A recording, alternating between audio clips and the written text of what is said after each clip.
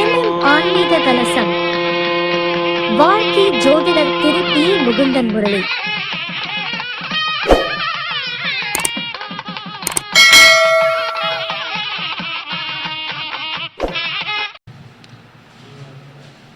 மகரிஷி ஜோதிட ஆராய்ச்சி அறிவகத்தின் 81வது மாதாந்திர கருத்தரங்கில் கலந்து கொள்வதில் மிகவும் பெருமை கொள்கிறோம். மனிதர்கள் தங்கள் வாழ்வில் வரக்கூடிய சிக்கல்களுக்கு மிகப்பெரிய தீர்வு ஆன்மீக ஆலய வழிபாடுகள், அதே சமயத்தில் மகான்கள் சித்தர்களுடைய வழிபாடுகள், பாடல்கள் மூலமாக நிறைய விஷயங்கள் அதாவது தெய்வ பாடல்கள் பாடுவது, இந்த மாதிரி சின்ன சின்ன விஷயங்கள்லாம் செஞ்சு அவங்களுக்கு உண்டான பரிகார முறைகளை செஞ்சுக்குவாங்க. அதில் ஒரு வெற்றி பெறத்துக்கான வாய்ப்புகளை உருவாக்கிக்குவாங்க. இதையெல்லாம் கடந்து கர்ம வினைகளை நாம் முழுமையாக நிவர்த்தி செய்ய வேண்டும் என்றால் விருட்ச வழிபாடு, விருட்சங்கள் அப்படிங்கிறது மிக மிக முக்கியம். நாம் வைக்கக்கூடிய மரமாகப்பட்டது இப்போ நீங்கள் வச்சீங்க அப்படின்னா உங்களுடைய குழந்தைகள், அவங்களுடைய பேர குழந்தைகள், அதுக்கப்புறமா வேறு யாராவது வரக்கூடியவங்க அனைவருமே பயன்படுத்தக்கூடிய வகையில் இருக்கணும். அதே சமயத்தில் நம்ம கர்ம வினைகள் முழுவதுமாக தீர வேண்டும் என்றால் நட்சத்திரத்துக்கு உண்டான மரங்களை வைத்து பராமரிப்பு செய்ய வேண்டும். நம்மளால் முடிஞ்ச அளவுக்கு மரங்களை வைத்து பராமரிப்பு செய்வது ரொம்ப ரொம்ப அவசியம். முடிஞ்சால் நம்ம நட்சத்திர கோயில் இருக்கக்கூடிய இடங்களுக்கு போயிட்டு அங்கே அந்த மரங்களை வாங்கி கொடுத்து பராமரிப்பு செய்வதற்கு மாதம் ஏதாவது ஒரு உதவித்தொகை மாதிரி கொடுத்துட்டு வந்தீங்க அப்படின்னா அந்த மரங்கள் வளர வளர நம்ம கர்ம வினைகள் குறைந்து அவங்க வாழ்க்கையில் எல்லா விதமான வெற்றிகளும் கிடைக்கிறதுக்கான வாய்ப்புகள் உருவாகும். அப்படிப்பட்ட வகையில் ஒவ்வொரு நட்சத்திரக்காரங்களும் எந்த மரங்களை வைக்கணும் அப்படிங்கிறத பற்றி தான் நம்ம இன்னைக்கு பார்க்க போகிறோம். முதலாவதாக வரக்கூடிய நட்சத்திரம் பார்த்தீங்க அப்படின்னா அஸ்வினி நட்சத்திரம். அஸ்வினி நட்சத்திரக்காரர்கள் எட்டி மரம் அப்படின்னு சொல்லக்கூடிய மரம், காஞ்சிதை அப்படின்னு சொல்லுவாங்க, எட்டின்னு சொல்லுவாங்க. அந்த எட்டி மரத்தை அஸ்வினி நட்சத்திரத்துக்கான கோயில் இருக்கக்கூடிய இடத்துல கொண்டு போய் வச்சிங்கன்னா ரொம்ப ரொம்ப சிறப்பு. முடியாத பட்சத்தில் நீங்கள் ஏதாவது சிவாலயங்களில் கொண்டு போய் வச்சு அதை பராமரிப்பு பண்ணணும். மெயின் ஒரு விஷயம் என்னன்னா, மரங்களை கொண்டு போய் வைத்து விடுவது மட்டும் முக்கியம் அல்ல, அதை பராமரிப்பு செய்ய வேண்டும். அல்லது பராமரிப்பு செய்வதற்கான உதவிகளையாவது நீங்கள் செய்யணும். செஞ்சுட்டு வந்தீங்க அப்படின்னா நிச்சயமாக உங்களுக்கு இருக்கக்கூடிய அனைத்து விதமான தடைகளுமே நிவர்த்தி ஆக ஆரம்பிச்சிடும். மரங்கள் வளர வளர நிறைய விஷயங்கள் நடக்கும். ஒரு வில்வ மரம் வச்சு வளர்த்திட்டு வராங்க அப்படின்னா அந்த மரங்கள் வளர வளர வாழ்க்கையில் மகாலட்சுமியோட கடாட்சம் நிறைய கிடைக்கிறதுக்கு ஆரம்பிச்சிடும். ஒரு வன்னி மரம் வச்சுட்டு வராங்க அப்படின்னா கர்ம வினைகள் தீர்றதுக்கான வாய்ப்புகள் உருவாகும். ஆலமரம், அரச மரம் வச்சு வளர்த்திட்டு வராங்க அப்படின்னா அவங்களுடைய முன்ஜென்ம கர்மவினைகள் எல்லாமே நிவர்த்தி ஆகிறதுக்கான வாய்ப்புகள். ஏன்னா இந்த மரங்களை மனிதர்கள் மட்டும் பயன்படுத்தவில்லை, பறவைகள், விலங்குகள் எல்லாமே பயன்படுத்துறதுனால அதற்கு உண்டான புண்ணிய வளங்கள் முழுவதுமாக நமக்கு கிடைக்கும். அதே சமயத்தில் அந்த கிரகங்களுடைய பாதிப்பு நமக்கு அதிகமாக இருக்குது, நட்சத்திரங்கள் சார்ந்த கிரகங்களுடைய பாதிப்புகள் அதிகமாக இருக்குன்னா அந்த மரங்களுடைய வடக்கு போகக்கூடிய ஒரு வேரை, சின்ன அளவு ஒரு வேரை எடுத்து நீங்கள் தாயத்தை அடைச்சிக்கிட்டீங்கனாலும் ரொம்ப நல்லது நடக்கும். அல்லது அதை சார்ந்த தோஷங்கள் அதிகமாக இருக்குன்னா அதனுடைய சமித்துகளை வாங்கி கொண்டு போய் ஹோமங்களில் போடுறது, அந்த மாதிரி போட்டிங்கனாலும் நமக்கு தேவையான விஷயங்களும் நடக்கிறதுக்கு ஆரம்பிச்சிடும். அல்லது அந்த இலைகளை நம்ம கூட வச்சிருக்கிறது, இந்த மாதிரி விஷயங்கள் ஏதாவது ஒரு ரூபத்தில் நீங்கள் அந்த மரங்க சார்ந்த விஷயங்களை பயன்படுத்திட்டு வந்தீங்க அப்படின்னா நமக்கு இருக்கக்கூடிய பிரச்சனைகள் சரியாகிறதுக்கான வாய்ப்புகள் நிறைய உண்டு. அது விருட்ச சாஸ்திரம்னு சொல்லக்கூடிய ஒரு விஷயங்களில் குறிப்பிட்டிருக்கக்கூடிய ஒரு விஷயம். அடுத்ததாக பரணி நட்சத்திரத்துக்காரங்க பரணி நட்சத்திரக்காரங்க அத்தி மரம் வைத்து வழிபாடு செய்து வர வேண்டும். அல்லது அதே மாதிரி மரங்களை வைத்து வழிபாடு செய்கிறோமோ இல்லையோ அந்த மரங்களே கண்டிப்பாக அந்த நட்சத்திரக்காரர்கள் உடைக்கக்கூடாது. அதை பின்னம் பண்ணவோ அல்லது பராமரிப்பு பண்ணுறதுக்காக நீங்கள் எடுக்கலாம். சனிக்கிழமை நாட்களில் பராமரிப்பு வேலைகளுக்காக நீங்கள் அது எல்லாம் பண்ணலாம். ஆனால் எந்த காரணத்துக்கு கொண்டு அந்த மரங்களை அழித்து விடக்கூடாது, பராமரிப்பு பண்ணுமே தவிர அழித்து விடக்கூடாது. கிருத்திகை நட்சத்திரக்காரங்களும் பார்த்தீங்கன்னா அத்தி மரத்தையே வைக்கலாம். ஸோ இவங்களும் அத்தி மரத்தையே பயன்படுத்தலாம். ரோஹிணி நட்சத்திரக்காரர்கள் நாவல் மரத்தை பயன்படுத்த வேண்டும். இந்த மரங்களை வைத்து பராமரிப்பு செய்து வர வேண்டும். ரோஹிணி நட்சத்திரக்காரங்க நாவல் மரம்.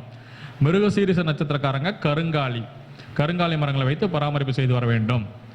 திருவாதிரை நட்சத்திரக்காரர்கள் செஞ்சந்தனம், அந்த மரத்தை வைத்து வழிபாடு செய்து வர வேண்டும்.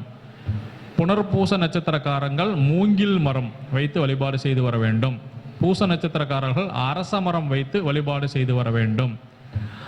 ஆயில்யம் நட்சத்திரக்காரர்கள் புன்னை மரம் வைத்து வழிபாடு செய்து வர வேண்டும்.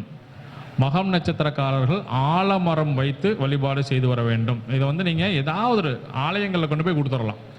ஒரு சில இடங்கள்லாம் கொண்டு போய் ஆலமரம்லாம் ரொம்ப பெருசாக இருக்கும் அப்படின்னு சொல்லிட்டு ஒரு சில இடங்கள்ல என்ன செய்வாங்க அப்படின்னா இந்த இடங்கள்லாம் வைக்க முடியாதுன்னு சொன்னாங்கன்னா இந்த ஹைவேஸில் நிறைய இடங்கள்ல பார்த்தீங்க அப்படின்னா இது மாதிரி மரங்கள்லாம் வச்சு பராமரிப்பு பண்ணுவாங்க. அந்த மாதிரி இருக்கிறவங்களுக்கு நம்ம கொடுத்து உதவிகள் செய்யலாம். அது மாதிரி செஞ்சுட்டு வந்தோம்னாலும் சரியாக போயிடும். இன்றைக்கெல்லாம் பார்த்தீங்க அப்படின்னா எல்லா மரங்களுமே வந்து பார்த்தீங்கன்னா சின்ன செடி வகையிலே கொண்டு வந்துட்டாங்க.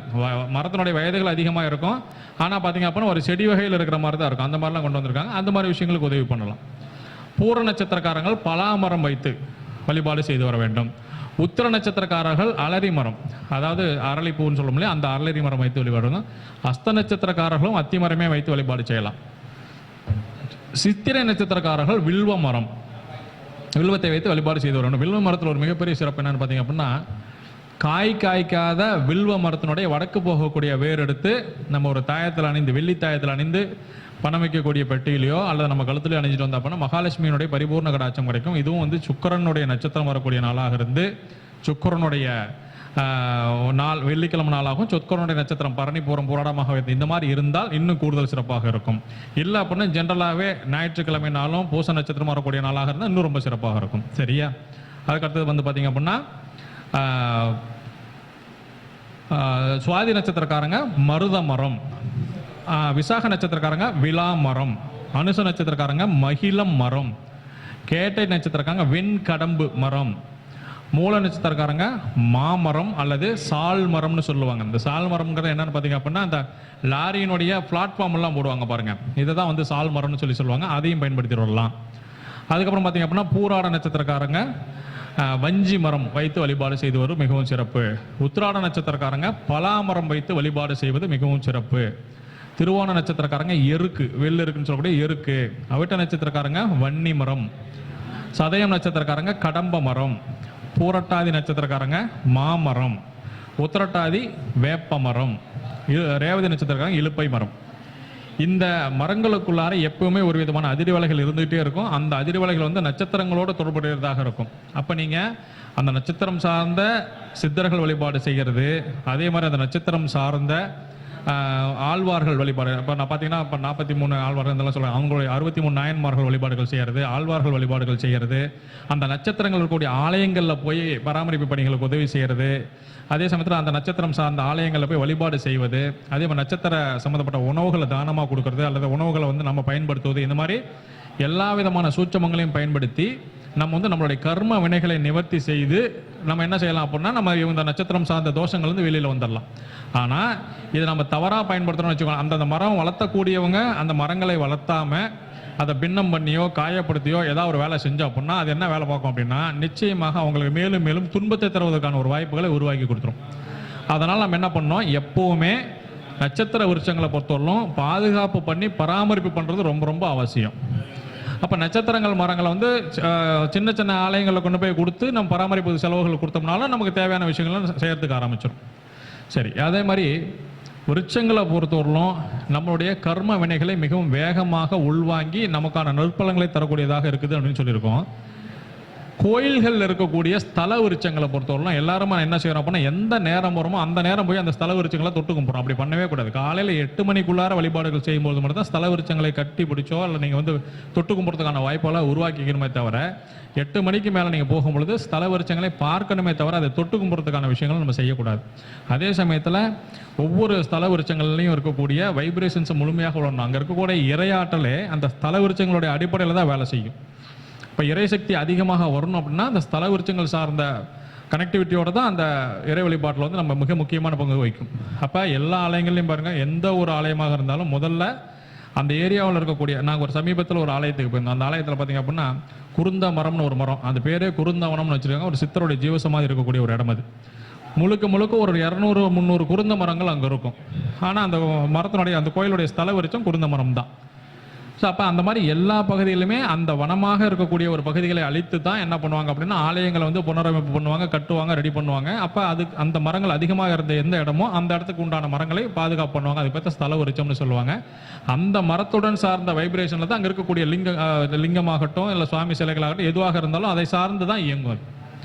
அப்போ விருட்சங்களை வைத்து நம்ம வழிபாடு செய்வதன் மூலமாக நம்மளுடைய முன்னோர்கள் வழியாக வந்த கர்ம வினைகள், நாம் செய்த செயல் வழியாக வந்த கர்ம வினைகள் நமக்கு பிறக்கக்கூடிய குழந்தைகள் செய்யக்கூடிய கர்ம வினைகளிலிருந்து நமக்கு தீர்வு கிடைக்கிறதுக்கான மிகப்பெரிய வாய்ப்புகள் உண்டு. ஏன்னா நாம் வைக்கக்கூடிய மரத்தை நம்ம மட்டுமே பயன்படுத்தலாம். நம்ம தாத்தா வச்ச மரத்தை நம்ம பயன்படுத்தி அதில் இருக்கக்கூடிய பழங்களை பறித்து சாப்பிட்றோம், நாமளும் சாப்பிட்றோம், நம்ம பையன் சாப்பிட்றோம், நம்ம பேரன் குழந்தைகள்லாம் சாப்பிட்றாங்க. அப்படிங்கும் பொழுது கர்ம வினைகள் எப்படி தொடர்ச்சியாக முன் ஜென்மத்திலிருந்து முன்னோர்கள் வழியாக வருகிறதோ அதே போல் நம்ம வைக்கக்கூடிய புண்ணியங்களும் தொடர்ச்சியாக வந்து கொண்டு தான் இருக்கும். அப்படிங்கும்போது முடிஞ்ச அளவுக்கு நீங்கள் விருட்சங்களை வைத்து பராமரிப்பு செய்வதன் மூலமாக எல்லா விதமான கர்ம வினைகளிலிருந்து மீண்டு வெளியிலே வந்து நமக்கு தேவையான புண்ணிய பலன்களை பெற்றுக்கொள்ளலாம்.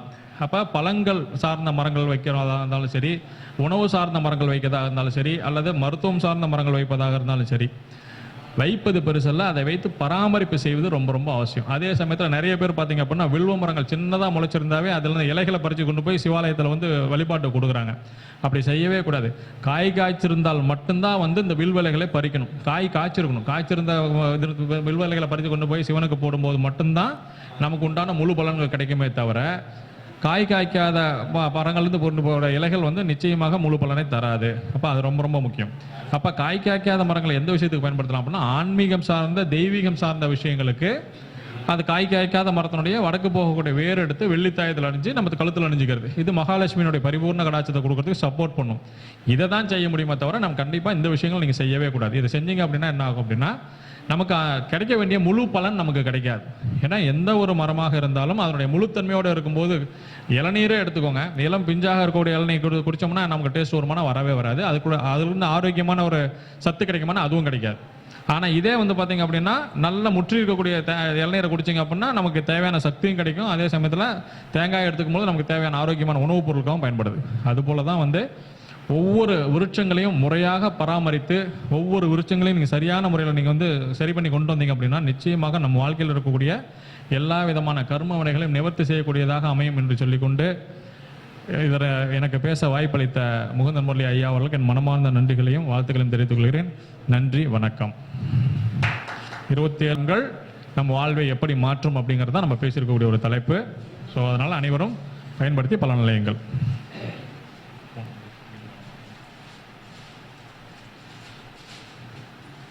மிக சிறப்பான ஒரு கருத்துக்களை பதிவு செய்த நம்முடைய தாந்திரிக சக்கரவர்த்தி மணிமுருகேசன் ஐயா அவர்களுக்கு இப்பொழுது பொன்னாடி போட்டு சிறப்பு செய்ய இருக்கின்றது. உங்களுடைய உற்சாகமான கைத்தட்டலோட.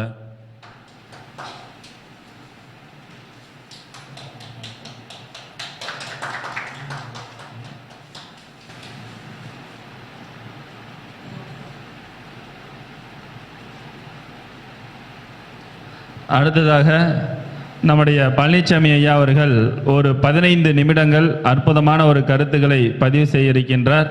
அதற்கு பிறகு மருத்துவ ஜோதிடம் அப்படின்ற ஒரு தலைப்பில் எளிமையான முறையில் எந்தெந்த கிரகங்கள் எந்தெந்த உறுப்பை குறிக்கின்றது, அதன் மூலமாக நமக்கு என்ன பிரச்சனைகளை தரும், அதிலிருந்து நிவர்த்தி செய்யறதுக்கு என்ன வழிமுறைகள் என்பதனை பற்றி ஒரு அற்புதமான ஒரு கருத்துக்களை பதிவு செய்ய இருக்கின்றேன் என்பதனை இந்த நேரத்தில் தெரிவித்துக் கொண்டு நம்முடைய பழனிசாமி ஐயா அவர்களை இப்பொழுது பேச வருமாறு வருக வருக என அன்போடு அழைக்கின்றோம்.